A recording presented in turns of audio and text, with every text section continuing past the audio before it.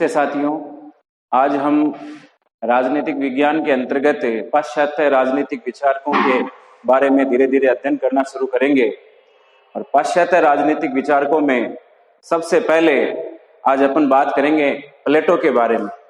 प्लेटो एक उनका मूल नाम नहीं था, लेकिन प्लेटो को मुख्य रूप से जो है वे राजनीतिक दर्शन का पिता कहा जाता है। प्लेटो का मतलब होता है अफलातून। प्लेटो जिनका मूल नाम अपने एरिस्टोटेलिस था, और इन्होंने एक तरह से राजनीति को एक दर्शन के रूप में स्थापित करने में प्रमुख योगदान दिया। इनका जीवन जो है वो मुख्य रूप से सिसिली के अंतर्गत, जिसे वर्तमान में इटली कहा जाता है, वहां इन्होंने अपने गुरु सुकरात के अधीन शिक्षा लेते हुए राजनीति के तर्क संगत को विकसित किया। प्लेटो का जो राजनीति का जो विचार है वो दर्शन के ऊपर निर्भर करता है। दर्शन का मतलब क्या होता है? दर्शन क्या होता है? दर्शन एक तर्क बुद्धि, तर्क शास्त्र के द्वारा या तर्क नीति के ऊपर स्थापित एक ऐसा विचार है, जबकि अगर उसी आधार पे अपन राजनीतिक विज्ञान की बात करते हैं तो विज्ञान के अंतर्गत क्या होता है कि तथ्यों के आधार पे एक ऐसी अवधारणा जिसके वैकल्पिक साधन उपलब्ध होते हैं, वो एक विज्ञान है। लेकिन प्लेटो ने अपने राजनीतिक दर्शन को विकसित किया। प्लेटो का जो मूल आधार जो है, मूल सिद्धांत जो है, वो अपने दो सिद्धांतों के ऊपर निर्भर करता है, न्याय का सिद्धांत और आदर्श राज्य का सिद्धांत। प्लेटो का आदर्श राज्य कैसा है? प्लेटो का आदर्श राज्य वही राज्य है जो आजकल अपन सभी लॉकडाउन के अंतर्गत बैठे बैठे रामायण में राम राज्य के बारे में बात करते हैं। राम राज्य, हम प्लेटो के बारे में बात करें कि इनका आदर्श राज्य कैसा था। आदर्श राज्य में प्लेटो ने न्याय को किस प्रकार से विकसित किया कि व्यक्ति न्यायशील कैसे होता है। प्लेटो का आदर्श राज्य में कोई राज्य किसी कोई भूमि के टुकड़े के आधार पर नहीं था। प्लेटो का जो राजनीतिक आधार है, वो प्लेटो का जो राज्य है वो एक व्यक्ति का ही विस्तार रूप है, व्यक्ति का ही महानतम विशाल का रूप है। हम बात करें कि प्लेटो ने कहा कि आदर्श राज्य क्या है, आदर्श राज्य में न्याय का आधार कैसा है, तो वो अपने एक शरीर के आधार पे उन्होंने समझाने की अपने कोशिश की। प्लेटो ने कहा कि भी मनुष्य के 3 पार्ट महत्वपूर्ण होते हैं। 3 पार्टों के अंतर्गत उन्होंने कहा कि भी मस्तिष्क के बारे में बात की, दूसरा उन्होंने अपने छाती के बारे में बात की, और तीसरी पेट के बारे में बात की। मस्तिष्क का आधार, प्लेटो ने कहा कि भी कोई भी जो व्यक्ति होता है उसमें बुद्धि, शौर्य और एक उत्पादकता, मतलब एक तृष्णा का भाव होता है। और इन्हीं 3 बातों के आधार पे प्लेटो ने अलग अलग आधार पे 3 अलग अलग वर्ग स्थापित किए। प्लेटो ने कहा कि हर व्यक्ति के अंतर्गत बुद्धि होगी, हर व्यक्ति के अंतर्गत शौर्य होगा, और हर व्यक्ति में उत्पादकता अर्थात तृष्णा की मात्रा अपने होती है। ये 3 गुण जो है वो व्यक्ति के अंतर्गत विद्यमान रहते हैं।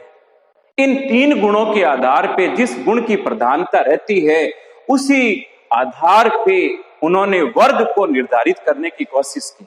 उन्होंने कहा जो बुद्धिशील है वो शासक रहेगा, और इनके अंतर्गत जो शौर्य है वो सैनिक रहेगा, और जिसमें तृष्णा का भाव है वो उत्पादक रहेगा या उत्पादक वर्ग रहेगा, जिसमें अपने किसान से लेकर व्यापारी और सेवार्थी के जो भाव या जो वर्ग होता है वो उसमें सम्मिलित होते हैं। अब बुद्धि के आधार पे किस प्रकार से इनको विकसित किया जाए, इस आधार पे उन्होंने कहा जिस गुण की प्रधानता जिस व्यक्ति में ज्यादा होती है वो उसी वर्ग के अनुसार कार्य करे। ये न्याय का सिद्धांत। लेकिन इसको विकसित कैसे करें, क्योंकि ये 3 गुण मनुष्य के हर में विद्यमान रहते हैं। किस गुण की प्रधानता रहेगी, इसके लिए उन्होंने शिक्षा के आधार को समझाने की कोशिश की कि शिक्षा का आधार कैसा हो, शिक्षा किस प्रकार से दी जाए किसी बच्चे को। उन्होंने कहा कि राजा बनने के लिए 35 वर्ष की शिक्षा जरूरी है। 15 वर्ष से व्यक्ति की शिक्षा शुरू होती है, और 15 से लेकर 20 वर्ष में व्यक्ति जो है वो अपने आधार पे खुद को विकसित करने की कोशिश करता है। उसे संगीत शिक्षा, नृत्य शिक्षा, इस प्रकार की शिक्षाएं दी जाती है। उसके बाद में उसका एक परीक्षण लिया जाता है, जिस परीक्षण में जो व्यक्ति उत्तीर्ण होता है उसको 10 वर्ष की शिक्षा में दिया जाता है। इस आधार पर उन्होंने कहा कि भाई 20, 30 और 50 वर्ष के आधार पे 3 परीक्षणों का आपने उदाहरण दिया, 3 परीक्षणों से इसको समझाने की कोशिश की। 20 वर्ष में जो परीक्षण हुआ उसमें उत्तीर्ण जितने भी वर्ग के लोग हैं वो सभी उत्पादक वर्ग में रहेंगे। उनके अंतर्गत उत्पादक में व्यापारी, किसान से लेकर सेवार्थ के लोग रहेंगे। 10 वर्ष की शिक्षा के उपरांत होने वाले परीक्षण में जो सफल हैं उन्हें आगे की शिक्षा दी जाएगी, और जो असफल व्यक्ति हैं उन लोगों को जो है वो अपने शौर्य अर्थात सैनिक वर्ग में रखा जाएगा। 50 वर्ष के उपरांत जो शिक्षा देने के बाद जो परीक्षण होगा उसमें सफल व्यक्ति दार्शनिक कहलाएगा, अर्थात उसमें राजा बनने की योग्यता होती है। लेकिन जो अनुत्तीर्ण रहे वो राजा के सहयोगी के रूप में कार्य करेंगे।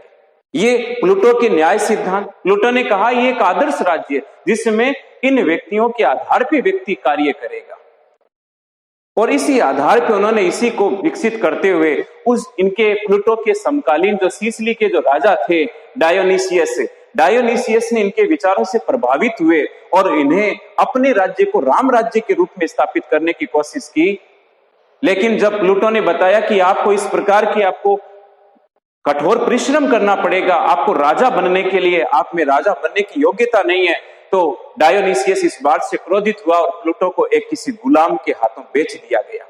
अपने मित्र के द्वारा खरीद कर उसे वापस से जो है एक सामान्य जीवन जिया, और प्लूटो ने उसी के बाद अपने 3 अलग अलग पुस्तकों की रचना की, द रिपब्लिकन, द लार्ज और स्टेटमेंट, जिनमें प्लूटो के अलग अलग प्रकार के विचारकों को देखने को मिलता है।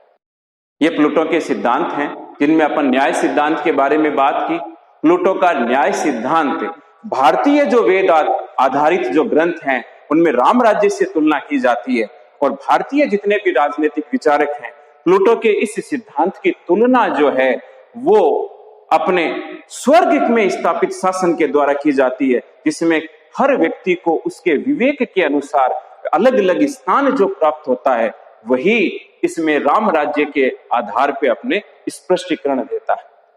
प्लूटो के सिद्धांत के बारे में इसमें न्याय सिद्धांत की प्रमुखता, आदर्श राज्य की प्रमुखता, इनके अगले अध्याय में अपन अरस्तु के बारे में बात करेंगे, जिन्हें पॉलिटिकल साइंस का जनक कहा जाता है, जिन्हें राजनीतिक विज्ञान का पिता कहा जाता है, जो अपने प्लेटो के शिष्य थे लेकिन इनकी आलोचक भी थे। इनके बारे में अपन अगली क्लास के ऊपर